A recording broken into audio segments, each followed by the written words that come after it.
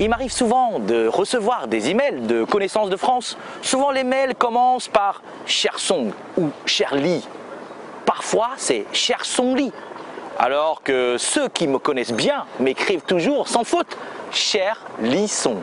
Récemment, voulant être sûr, une amie m'a demandé comment doit-on t'appeler en fait? Aujourd'hui, dans Sur le bout de la langue, je vous explique tout. Mon nom de famille est Li. Cela signifie prune ou prunier.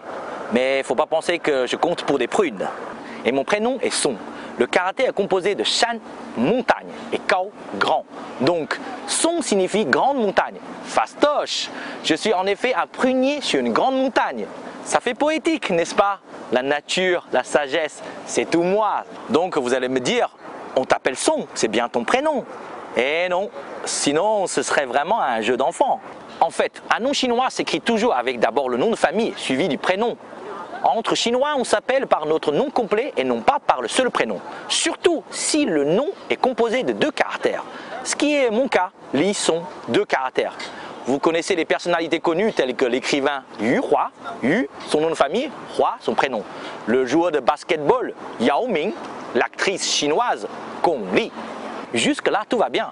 Lorsqu'on a un prénom composé de 2 caractères, les proches peuvent effectivement vous appeler juste par votre prénom. Ça me rappelle une scène du dîner de con, ça. Par exemple, le cinéaste chinois Jia Zhangke. Jia, c'est son nom de famille, Zhangke, son prénom. Si vous considérez que vous êtes proche du réalisateur Monsieur Jia, vous êtes autorisé à l'appeler Zhangke. Mais dans un cadre professionnel, on l'appellera toujours Jia Zhangke. L'académicien François Chen, d'origine chinoise, son nom de naissance est Chen Jixian. Son prénom chinois, c'est pas facile à prononcer, n'est-ce pas? C'est en partie pour ça que certains Chinois émigrés ou ayant une carrière à l'international adoptent un prénom occidental ou occidentalisé. L'acteur Jet Li, par exemple, son nom chinois c'est Li Lianjie. Le fondateur d'Alibaba, Jack Ma, son nom chinois est Ma Yun. Bref, pour savoir comment appeler votre ami chinois, la règle de base est simple. Il faut avoir au moins 2 syllabes. Dans mon cas, ça reste Li Song.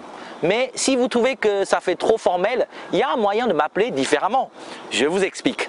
Ma tante, par exemple, m'appelle Song Song. Elle double mon prénom. Et hop, ça donne un petit côté affectueux. Un peu comme Lulu pour Lucie.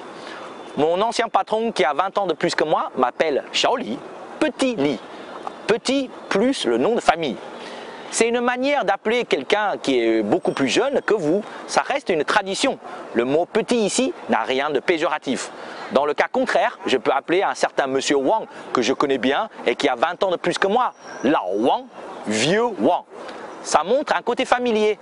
Vieux, Lao ici, est également symbole de respect.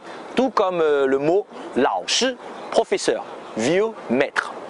Dans le cas de l'entreprise, on peut se donner du Wang Zong, Wang, le nom de famille, suivi de Zong qui signifie directeur. Directeur Wang, pour signifier le respect lié à sa position. Il n'a même pas besoin d'être directeur en fait. Maintenant, parlons un peu des noms de famille en Chine. Selon le dictionnaire des noms de famille chinois, il existe plus de 24 000 noms de famille en caractère chinois pour des personnes de tous les groupes ethniques. Actuellement, plus de 6 000 noms de famille sont utilisés en Chine. L'ouvrage le plus connu recensant les noms de famille est Les noms des 100 familles, Bai Jia Xing, datant de la dynastie Song du Nord au Xe siècle.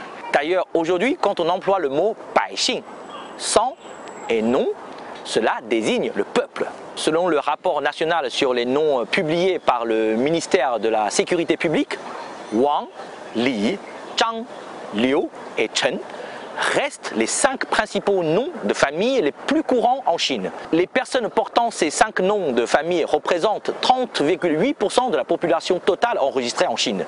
Li était le plus courant avec 726 000 nouveau-nés portant ce nom cette année-là. Voilà, en fait, moi, j'ai des millions de cousins en Chine. Li, c'est vraiment comme Martin en France. Le rapport indique également que les personnes ayant un prénom avec 2 caractères représentent une grande majorité de la population, plus de 90% du total. En fait, dans les années 80, il y a eu une tendance de donner un prénom avec un seul caractère. Comme moi, je suis né en 1983, j'en fais partie. La prochaine fois, je pourrai vous expliquer comment choisir un prénom pour un nouveau-né, parce que ça, c'est une autre histoire. Voilà, vous savez tout, je suis Li Song, le prunier d'une grande montagne. À la prochaine.